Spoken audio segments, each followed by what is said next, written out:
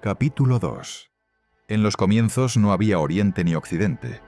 Si pudiéramos recorrer el mundo de hace 5000 años, atravesando reinos y tierras de punta a punta, en ningún lugar encontraríamos un letrero imaginario que anunciara «Aquí empieza Occidente» o «Más allá está Oriente». En aquella época remota, tales fronteras conceptuales simplemente no existían. En los albores de la humanidad no existían las categorías de Oriente u Occidente.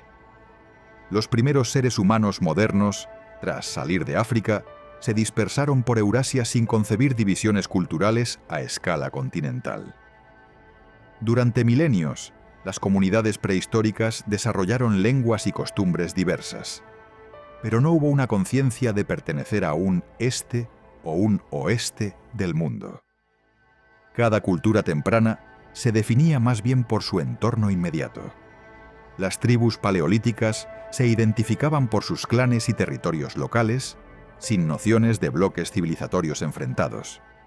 Con el advenimiento de la agricultura y las primeras civilizaciones, hacia el cuarto y tercer milenio antes de Cristo, el cuadro siguió siendo de múltiples focos culturales interconectados. Surgieron grandes centros urbanos en Egipto, Mesopotamia, el Valle del Indo y China casi simultáneamente, todos ellos considerados a veces como cunas de la civilización. Ciudades como Uruk en Sumeria, Memphis en Egipto, Mohenjo-Daro en el Indo o Erlitú en China florecieron en épocas similares, reflejando desarrollos paralelos en distintos rincones de Eurasia sin concebirse a sí mismos como parte de esferas opuestas. Pero aquellos pueblos no se veían a sí mismos en términos orientales u occidentales. Un escriba sumerio de Ur, en el 2500 a.C., no habría entendido qué significaba pertenecer al Oriente, ni habría calificado a un egipcio o a un proto-hindú como su contraparte occidental. Sencillamente, esas categorías no formaban parte de su visión del mundo. Lo que sí existía desde temprano eran redes de intercambio sorprendentemente amplias. Las evidencias arqueológicas muestran que había comercio a larga distancia entre civilizaciones distantes ya en la Edad del Bronce. Por ejemplo, la civilización del Valle del Indo, en el actual Pakistán y noroeste de la India, mantuvo contactos comerciales con Mesopotamia y Egipto desde fechas tempranas. Entre 5500 y 2800 a.C.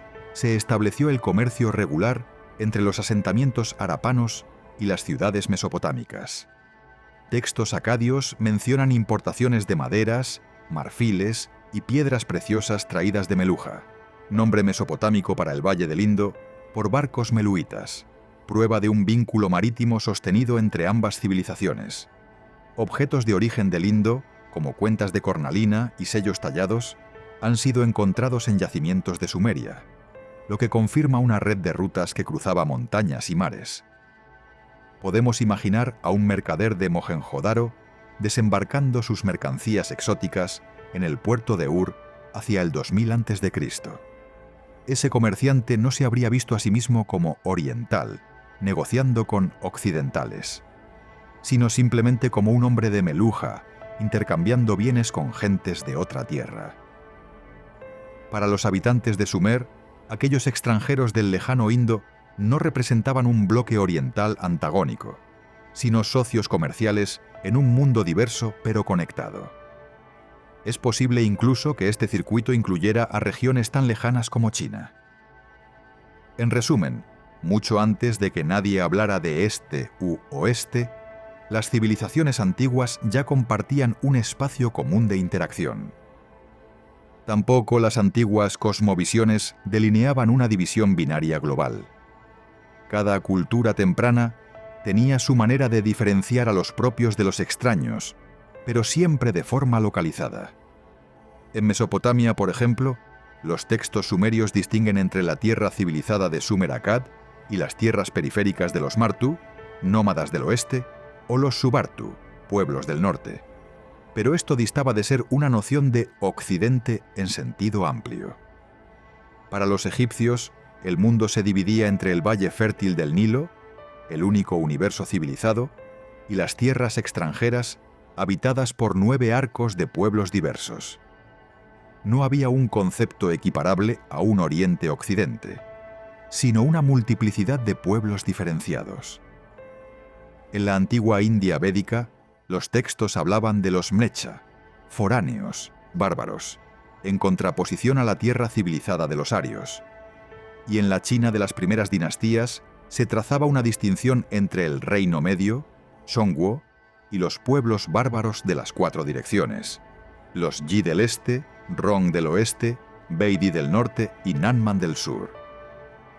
Ninguna de estas visiones, sin embargo, implicaba una mitad oriental del mundo enfrentada a una mitad occidental. Eran distinciones etnocéntricas locales, no divisiones continentales. Resulta revelador que muchas de las más antiguas tradiciones míticas demuestran influencias cruzadas y orígenes comunes, lo cual contradice la idea de esferas culturales aisladas.